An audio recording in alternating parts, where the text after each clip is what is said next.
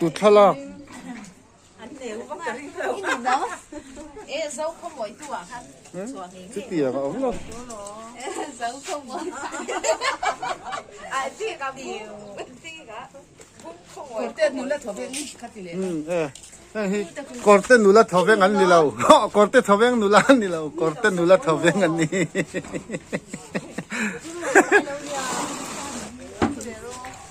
Kawrtethawveng nula thawveng an ni kha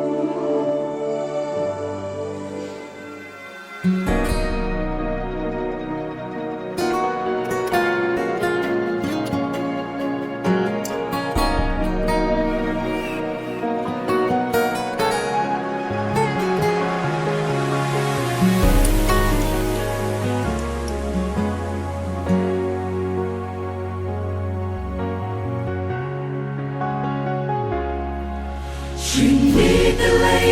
na inneih na hi chung khoan mal som na nia kan chia kan pu nau te kara mangai na lo pa chua chu athiang limin du sak na kan na de inneih na hi Lalbiakhluna ani sing fa te du sa mai ani silo kan long pui kan du sa kan soi moi chi alai ril ber ero Kristani se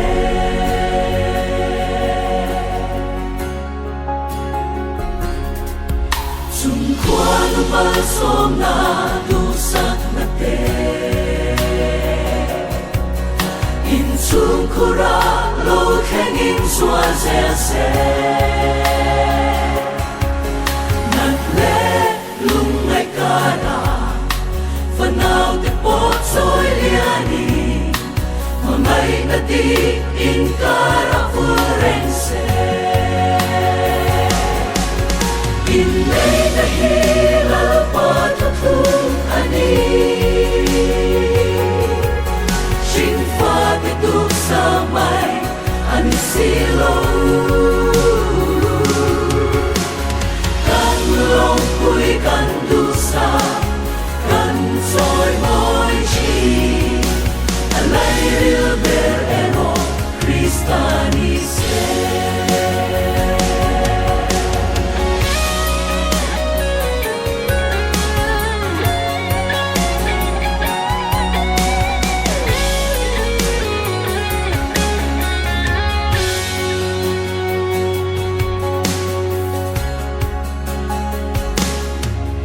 Cầm chu bất tan hay hi lâu xia ila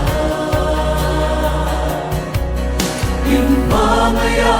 lin mani chia tu ni xua khi ui te shami she om na po khen ma se aging lovang Krista in sa chu inneih na hi Lalbiakhluna ani sing fa te du sa mai ani silo kan long pui kan du sa kan soi moi chi alai ril ber ero Kristani se alai ril ber ero Kristani se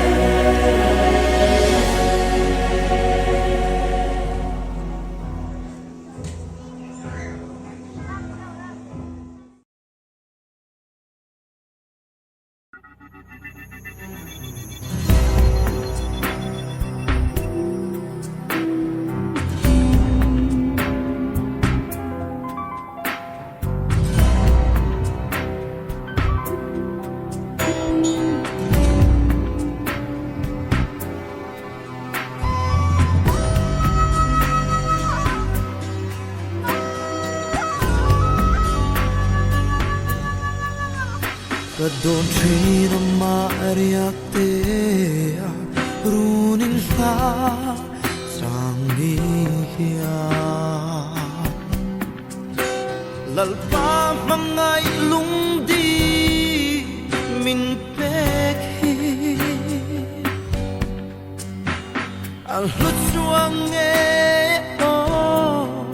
katan hiya Hili kan nei silo at sa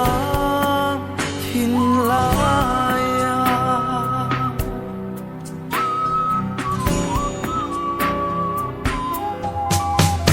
asap bel moy le ang kare du ay sa akin azun leng reng hi anna lalpa amma kati tiang ema ikut chuak moi chuang hi kaphu lo asin Kawrtethawveng mate sang ma se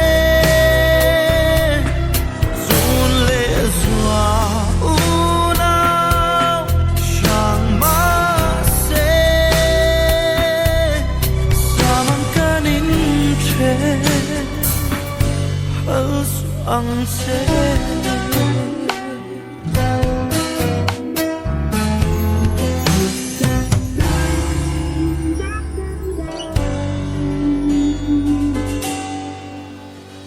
Lai ru ka don sang ni hia sui lung lo akim nge katan renga khwanu ruat em ni sel na tu renga om mol love Isu nangin min ven saklang shuayang se Kawrtethawveng mate sang ma se zun le zua unao sang ma se samang kanin hal ang se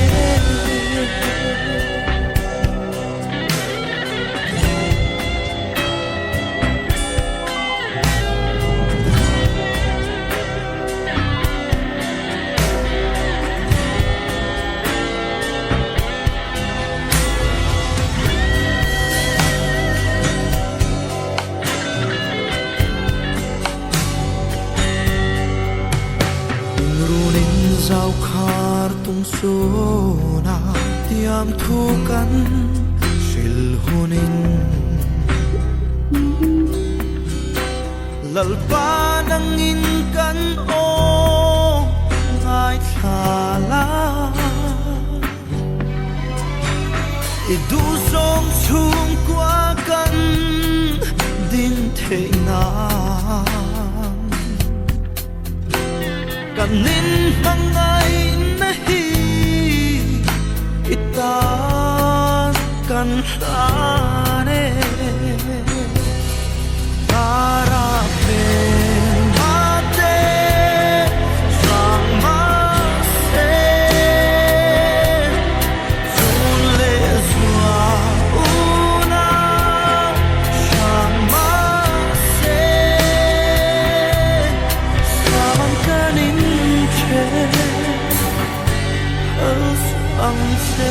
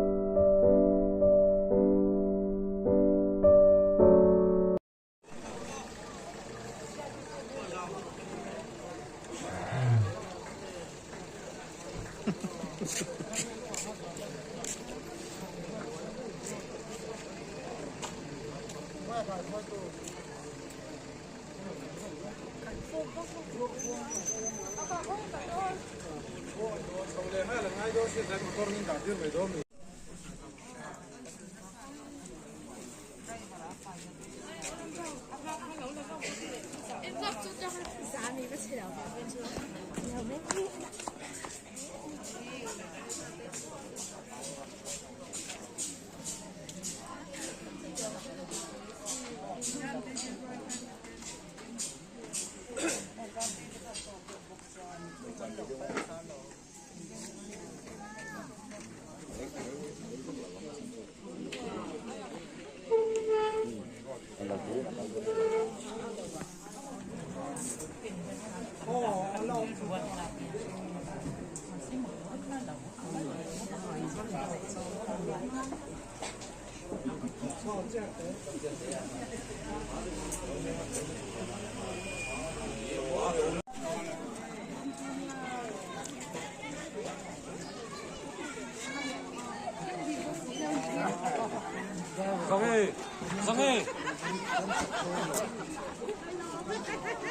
상해, 상해.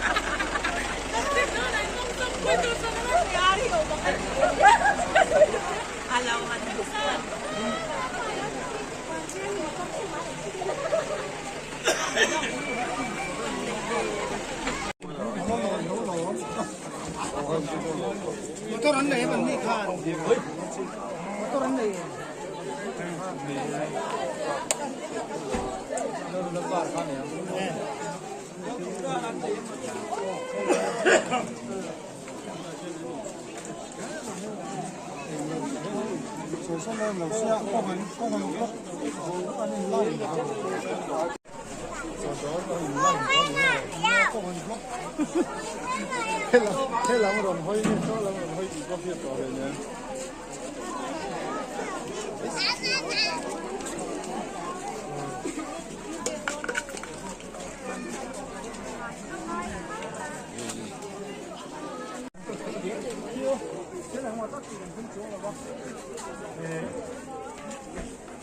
mỗi hiền ở cộng đồng chủ yếu là cộng đồng cái suối là cộng đồng bên Zosangpuii hiền cái nụ cái to thì là để cho cái bé đó sẽ là cái bé sẽ là nó chỉ có đôi phần mình đi tao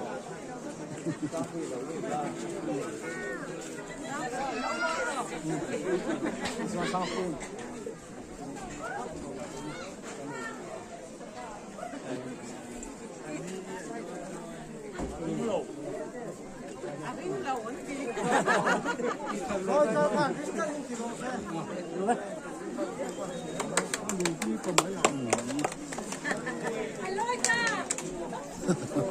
มันก็ตีหัวเลยสิเว้ย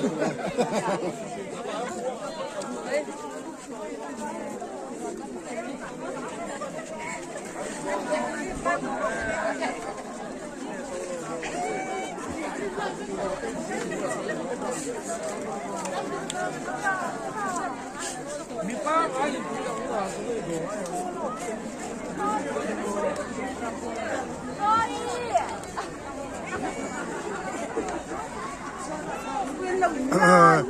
anh học thật rất tốt anh chọn ta đấy tổ rồi